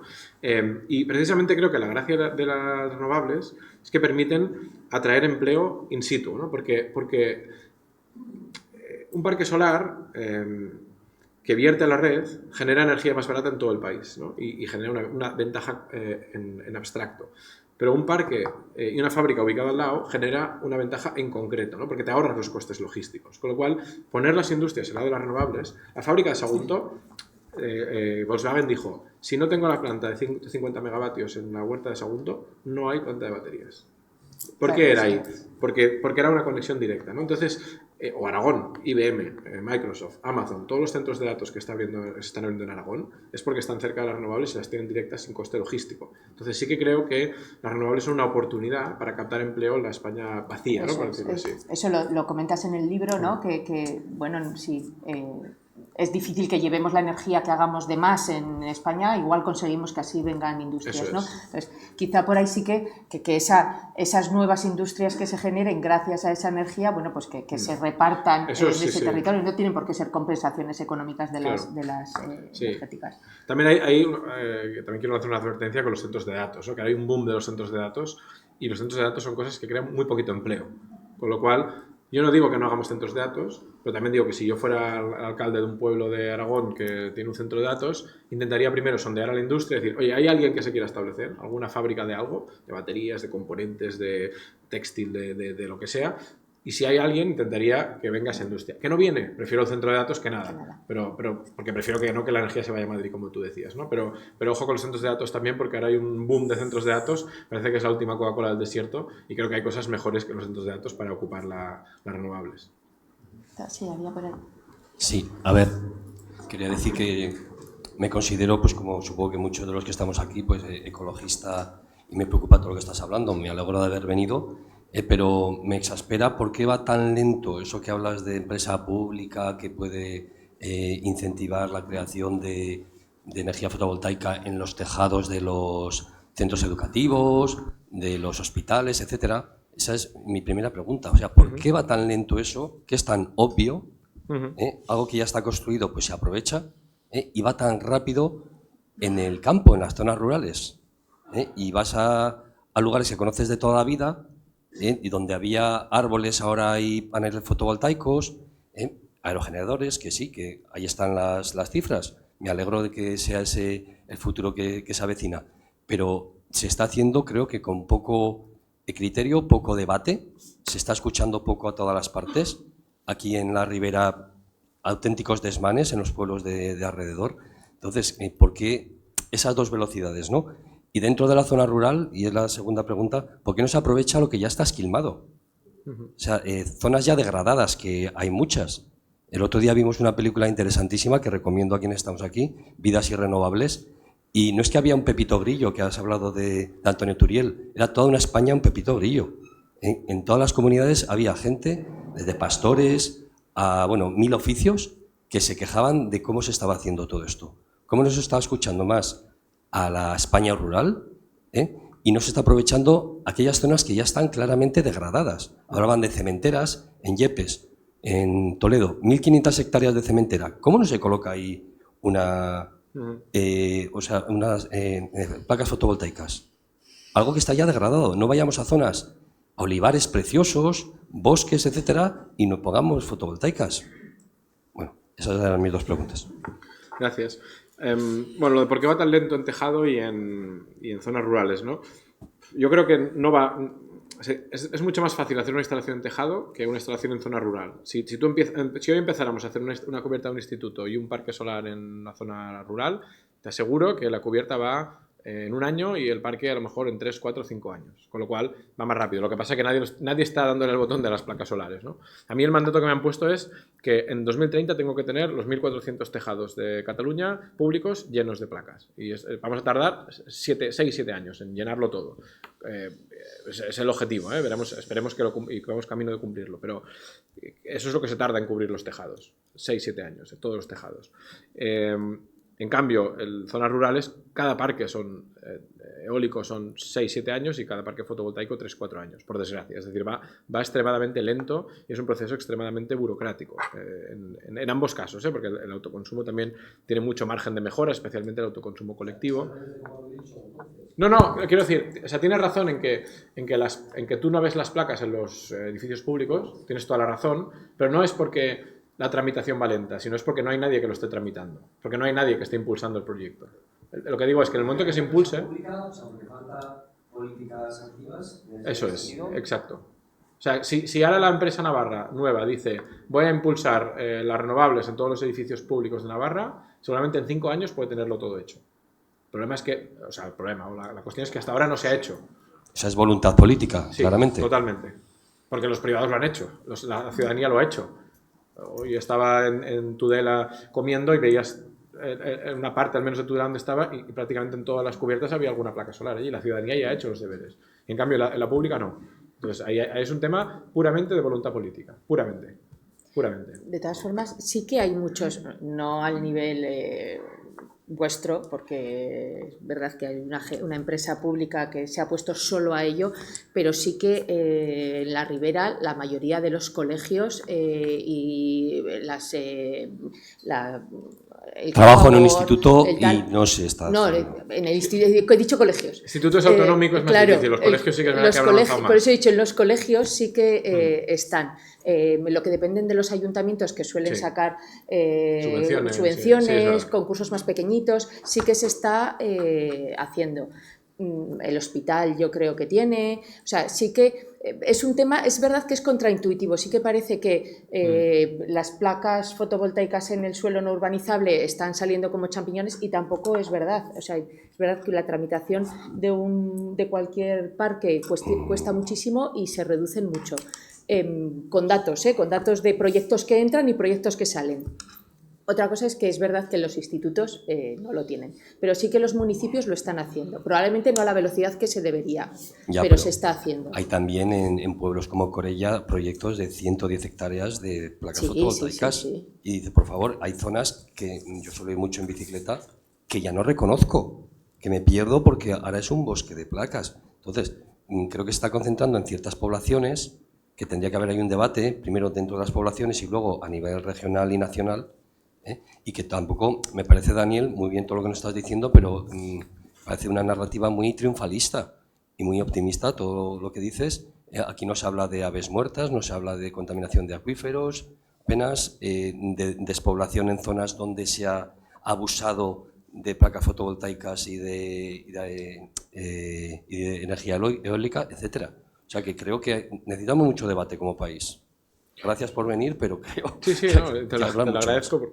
Venimos justamente para intercambiar puntos de vista. O sea, me parece perfecto que... O sea, yo creo que las renovables tienen puntos negativos, varios, pero creo que en el global compensa, ¿no? A pesar de que es cierto que puede haber algún parque eólico que pueda impactar, y hay mecanismos para intentar que no pase, ¿no? Pero puede impactar en algún ave. Esto puede pasar, pero es que los paisajes que ahora no reconoces por placas solares, a lo mejor no los vas a reconocer por cambio climático, o las dos cosas, ¿no? Entonces, creo que hay que plantearse, decir, o sea, la solución ideal sería no tener que poner placas y que hubiera energía que no hiciera falta ocupar ningún espacio, ¿no? O ocupar espacios antropizados, como has dicho antes, que también es uno de los focos a los que al menos nosotros, como empresa pública, estamos, por ejemplo, ocupando antiguos vertederos, ¿no? O espacios de depósitos de agua con solar flotantes. Es decir, yo me dedico diariamente a esto y mi modelo es mucho más que no el modelo que he enseñado, ¿no? Pero a nivel individual. Pero sí que creo que los inconvenientes de las renovables, que los tiene, crea poca mano de obra, o sea, una vez que está puesto el parque crea muy poco empleo, ocupa mucho espacio, cambia el paisaje, o sea, ahora mismo tiene un reto además de financiación, es decir, tiene retos, tienen redes eléctricas, son intermitentes, o sea, tienen inconvenientes, pero creo que de todos los modelos que hay, es el menos malo, ¿no? Es el que menos emisiones de CO2 emite por megavatio hora, es el que más autonomía estratégica nos da, es el que mejores precios nos ofrece. Entonces creo que es el modelo por el que tenemos que apostar, sabiendo que hay unos inconvenientes que hay que intentar mitigar en la medida de lo posible, ¿no? Pero yo acepto que el paisaje cambie, que haya más aerogeneradores, al menos el paisaje que me envuelve, y creo que los paisajes españoles no son ni más ni menos bonitos que los daneses o que los escoceses. Y si ellos lo han hecho, creo que nosotros también tenemos el deber de hacerlo, porque es que la alternativa es cambio climático o petróleo o nuclear o carbón. Entonces, si hubiera una alternativa que fuera mejor, diría, pues bueno, no hagamos renovables, pero no veo qué otra alternativa tenemos.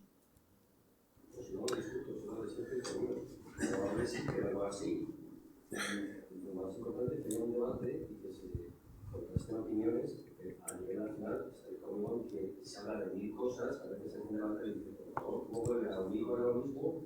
Y no se habla de temas tan importantes como estos. Sí. Yo creo que renovables sí y de todo tipo. No, es que no puede haber no renovables, porque es que hay que poner tantas que es que no podemos estar... Si cada vez que hay una renovable que molesta a una persona no se hace, pues ya podemos... Claro, sí.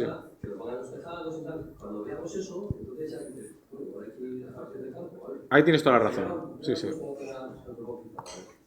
Tienes toda la razón. Muy bien.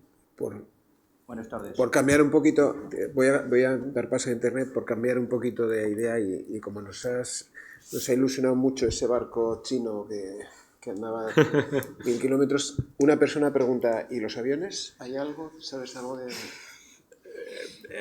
O sea, si en... Lo digo porque hablabas Barcelona, sí. la contaminación. Sí, o sea, bueno, los aviones... Primero hay una que es como lo de la secadora, ¿no? Que si vamos de Madrid a Barcelona, no podemos ir en avión. Es que esto es demencial, ir de Madrid a Barcelona en avión, ¿no? Es que es una cosa que yo, bueno, no sé ni cómo se permite, ¿no? Es como permitir fumar en un sitio donde hay bebés recién nacidos, ¿no? Creo que hay que ir, o sea, hay que reducir, hay que hacer con tren y hay que apostar por los trenes nocturnos y hay que poder ir a París o hay que poder ir a Alemania en tren, ¿no? Eso para empezar, ¿no? Yo he venido en tren desde Barcelona perfectamente, sin ningún problema. O sea, hay que sustituir vuelos por transporte terrestre. Dicho esto, los aviones que no se puedan sustituir, yo aquí creo que va a ser más complicado. O sea, los pasos que se están dando, hay aviones solares, hay avionetas que han dado algunos pasos, pero electrificar un vuelo transatlántico creo que eso es complicado. O sea, creo que iremos antes a hidrógeno o a otras soluciones porque por eso también he dicho, en el transporte de mercancías por barco, creo que electrificaremos alguna parte, ¿no? No todo. O sea, un transatlántico que de China aquí, que nos traiga los paneles solares, va a ser difícil que sea eléctrico, ¿no? Pero a lo mejor los barcos que van por el Rin, o barcos que van por el Amazonas, o barcos que hacen transporte más interno, sí que puede ser que sean eléctricos. Ferris, buenas tardes. Hemos hablado en positivo de los costos que teníamos económicos, ¿no? Por kilovatio. Pero yo pregunto, ¿y el reciclaje cuánto cuesta en cada kilovatio? Porque no hemos hablado nada de reciclaje. Yo personalmente, allí hace 20, 30 años o hace tiempo, empecé con placas solares, aquellas que valían un montón, baterías de coche, te buscabas la vida, ¿no? Vale. ¿Qué hago ahora yo con 2 o 3 placas que tengo rotas? Y las baterías que tengo de hace 5 o 6 años que están allí, una encima de otra, que se puede explotar cualquier día. ¿Qué hago? Porque hablamos de dinero, sí, sale a 20 y tantos, a 30, a lo que sea. ¿Y cuánto cuesta reciclar ese kilovatio? Que sería a descontar del precio. Gracias. Efectivamente, el coste del reciclaje ya está incorporado en el precio que digo, porque cada fabricante de panel solar, cada vez que vendes un panel solar, estás obligado a pagar como una tasa, digamos, o sea, has de garantizar que se va a reciclar, ¿no? Entonces, todos los fabricantes europeos están asociados y pagan una contribución. Por lo tanto, el precio de cada placa ya lleva la contribución incluida, ¿no? Es decir, cuando compras una placa solar, hoy día, digo, no sé, hace unos años no lo sé, pero hoy día ya lleva el tal. Entonces, hasta ahora, lo que yo he visto hasta ahora, la recogida del material, si es un cierto volumen, es gratuita. Es decir, hay empresas de reciclaje... ¿Pero dónde está esa empresa que no conozco? ¿Cómo? No conozco. Pues, por ejemplo, La Hormiga Verde. La Hormiga Verde es una empresa de Extremadura, es un centro especial de empleo que ellos te recogen gratis. Lo que no sé si para una placa vienen, yo dudo, pero para un cierto volumen de placas, ellos lo recogen gratis y luego hacen... El automóvil, yo trabajo en el automóvil también, bueno, sí. El automóvil lo achatarro, lo fundo y tengo otro automóvil. El plástico igual. Lo llevo a fundición y tengo otra posibilidad. ¿Con esto qué posibilidades tengo? ¿Quién me recicla a mí las baterías de plomo antiguas? Ya, claro, baterías... O sea, ¿dónde las llevo y quién me las recicla? ¿A la empresa Pim Pam Pum? ¿A cuál? ¿Dónde? Yo las baterías de plomo lo desconozco. Las baterías de litio, lo que se hace normalmente del vehículo eléctrico es darle una segunda vida como baterías estacionarias en hogares, por ejemplo, o en naves, ¿no? Ese es el uso que se está planteando para las baterías actuales. Yo las baterías de hace unos años lo desconozco. Hablemos de reciclaje. Entonces, ¿no tenemos reciclaje? Sí, lo que digo es que a día de hoy... Tenemos las valoraciones del costo, porque me han dado valoraciones de impositivo. No, vale tanto dinero, en energía tal, vale tanto el kilovatio. Vale. Si ahora yo le descuento el reciclaje, ¿cuánto me queda? Claro, lo que estoy diciendo es que eso está incluido ya. Es decir, cuando te venden un panel solar, ya está incluido el coste del reciclaje del panel solar. Como la botella de pues entonces, por eso digo que en el precio que te digo de que es más barata, ya incluye el coste de reciclar en ese precio. No es que luego hay un extra por el reciclar, sino que ya está pagado el reciclaje. Muy bien. Antes había...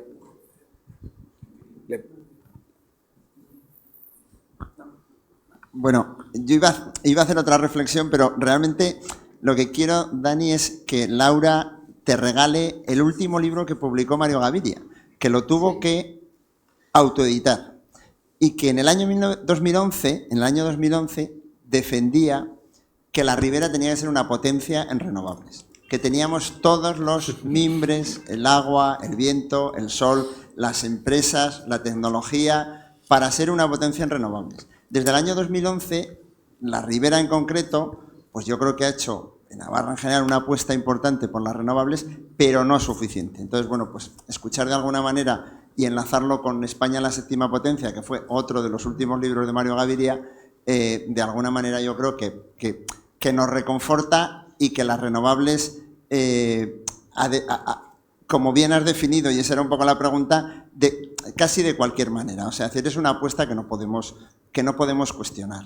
Y yo creo que, en recuerdo a Mario, que fue un pionero y que creo que es una persona que no sospechosa de no haber defendido el ecologismo y pues él fue también en esto un precursor y también un visionario, ¿no? Entonces, como el libro es difícil de conseguir, nos comprometemos a hacértelo llegar. Sí, Jesús dice eso porque lo tenemos en el despacho. Jesús es compañero mío del despacho.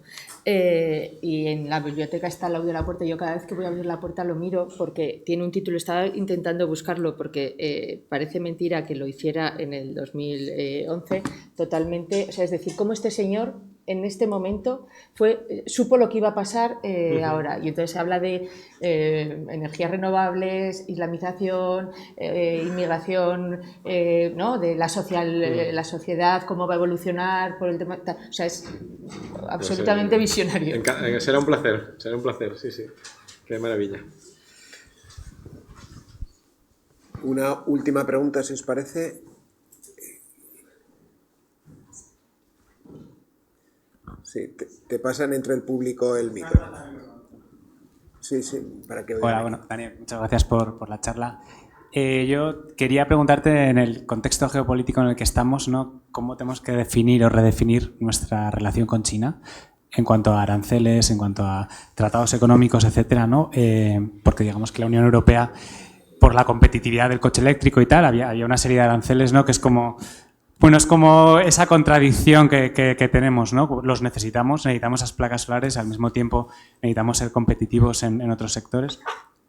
Y esto, en el contexto Trump, en el que vamos a tener, bueno, vamos a estar entre medio de dos ejes un poco muy complicados.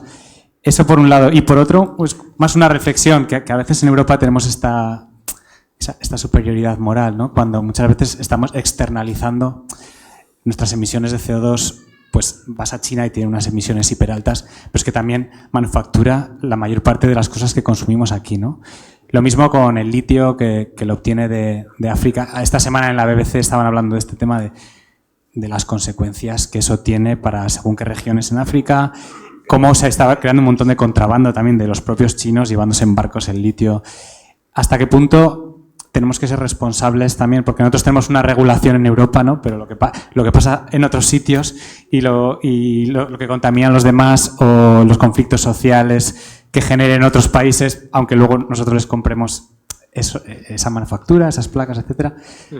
Esto es más una reflexión, ¿no? Pero ¿hasta qué punto somos responsables también de esos productos que indirectamente estamos, digamos, consumiendo? Totalmente de acuerdo con la reflexión. O sea, para escribir el libro estuve buscando el dato y era algo así como que China es el 17% de la población y produce el 30% de las cosas del mundo, ¿no? Con lo cual ahí te da un dato de esto que tú dices, de cómo hemos externalizado de alguna manera las emisiones a China, ¿no? Pero creo que también ahora ya está de vuelta esto. Es decir, ¿qué debería hacer la Unión Europea ante China en una situación como la de Trump? Desde mi punto de vista, es duro, pero aceptar la superioridad tecnológica de China ante Europa, aceptar que el coche chino ya es mejor que el alemán, y esto es duro de aceptar, aceptar que el coche eléctrico chino es mejor que el coche eléctrico alemán, aceptar que BYD es mejor que Volkswagen, tecnológicamente me refiero, es más competitivo, tiene mejores prestaciones, tiene más autonomía, ¿no? Por lo tanto, igual que hace 30 años aceptamos que estaba bien que los japoneses vinieran a poner fábricas de coche a España, tenemos que aceptar, o los americanos, tenemos que aceptar que está bien que los chinos vengan a poner fábricas de coche a España, creo yo, ¿eh? Y ahora mismo España está bien posicionada. Si os fijáis, China, ¿dónde está invirtiendo? ¿Dónde está poniendo las fábricas? En dos países, en Hungría y en España. Son los dos países que ha elegido China. Hungría, porque está Orbán y es un país, digamos, de una democracia sui generis, por decirlo suave, y España, porque es verdad que el gobierno español hasta ahora se ha posicionado bastante del lado del gobierno chino en muchas cosas, ¿no? Sánchez ha sido el gran defensor del no a las aduanas a los vehículos eléctricos en los debates europeos, ¿no? Por ejemplo. Entonces, la fábrica de Chery, la primera vez que China abre una fábrica de coches fuera o sea, en Europa, la ha abierto en la zona franca en Barcelona, al lado donde estaba antes la Nissan. Y la segunda se ha abierto en Hungría, BYD, ¿no? Y a partir de ahí está generándose toda una industria china alrededor. Entonces, ¿qué tenemos que hacer ante esto? Yo creo, hace unos años os hubiera dicho aduanas. Ahora creo que ya, tal como está el mundo y viendo la superioridad tecnológica, creo que es mucho mejor conseguir que el chino invierta en España y reducirle las aduanas si produce en España el coche chino con tecnología china, que no poner puertas al campo. Porque si no vamos a tener coches europeos caros, contaminantes, en vez de coches eléctricos chinos. ¿Y qué ha pasado con las aduanas chinas? Hemos puesto aduanas al vehículo eléctrico. ¿Sabéis qué ha subido? El vehículo híbrido y el vehículo de combustión chino. No ha habido consumo de coches eléctricos españoles. Lo que ha hecho es posicionar a las marcas chinas, pero con vehículos de combustión. Es decir, que creo que si China tiene un coche que vale 20.000 euros y tiene igual prestación que un europeo que vale 40.000, no vamos a frenarlo con aduanas. Entonces hay que intentar que por lo menos produzcan aquí. Y es duro de aceptar, porque no me gusta que un país que es una dictadura tenga fábricas de coches en España. Pero es que ¿cuál es la alternativa? ¿Que las ponga en Portugal o que las ponga en Hungría? Pues yo en ese caso prefiero que las ponga aquí que no que las ponga. Si va a entrar al mercado europeo, prefiero que entre aquí, ¿no? Por lo tanto, creo que si aceptamos esto, que es duro de aceptar, y a Alemania le va a costar mucho aceptar, estaremos buscando una solución al problema. Y es la única solución que yo veo. Y el caso de Northvolt, del cierre de Northvolt hace un par de meses, una empresa sueca que se había invertido millones de euros de ayudas para hacer su fábrica de baterías en Alemania y que haya quebrado, te da una idea de la inferioridad tecnológica, ¿no?, que tenemos. Y por lo tanto, creo que es hora de ir aceptando la realidad, la dura realidad y la triste realidad. Bueno, pues nos quedamos con esa idea de que podemos ser una superpotencia, ¿no?, con ese optimismo. Esperamos que sea una realidad, que la siguiente no hablemos de potencialidades, sino de realidades. Como está claro que es un tema que genera debate porque tiene muchas derivadas, muchas aristas, no es perfecto, no descartes que te volvamos a invitar.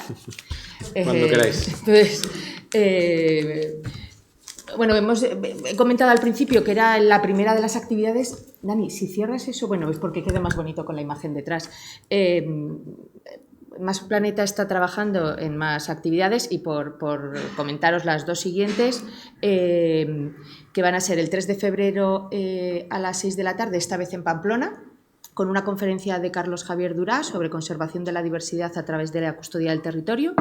Y luego el 26 de febrero, otra vez en Tudela, esta vez en la UPNA, vamos a tener una jornada, se va a celebrar una jornada en colaboración con la Cátedra de Divulgación Científica de la Universidad Pública, de 6 a 8 de la tarde, con el título El ciclo integral del agua, cambio climático y gestión sostenible de suelos, retos para una gestión más avanzada de nuestros residuos en Navarra, en la que se persigue analizar pues, de manera técnica y transversal el tema de la gestión de los residuos sólidos urbanos, que en Tudela, bueno, es un tema que últimamente está generando cierto debate. Bueno, con esto terminamos. Muchas gracias a la UNED por recibirnos y a todos los que han asistido. Esperamos veros en los siguientes actos. Nada más. Gracias a todos y una última reflexión. Yo te agradezco la postura personal, ¿no? Ya vas a ver por dónde voy. En el año 98, en el desastre español, había dos posturas. Una que ha sido muy literaria, que es la generación del 98, y había gente, poca, que eran los regeneracionistas, que mucha gente ni los conoce. Los regeneracionistas los capitaneaba un tal Joaquín Costa y lo apoyaba un tal Santiago Ramón y Cajal. Buscaban solucionar los problemas, no quedarse en ellos. Y creo que me entiendes por dónde voy, ¿no? La ruptura del colapsismo y no sé cómo llamarte, si posibilista, si positivista, personalmente lo agradezco porque creo que es lo único que puede hacer. Y además la hablaba un día con Abel, ¿te acuerdas que estuvimos hablando de esto? Y yo creo que Más Planeta sois un poco estáis en esa línea, ¿no? De solucionar y muchas gracias, bienvenido y bueno, que venga todas las veces que quiera, ¿no?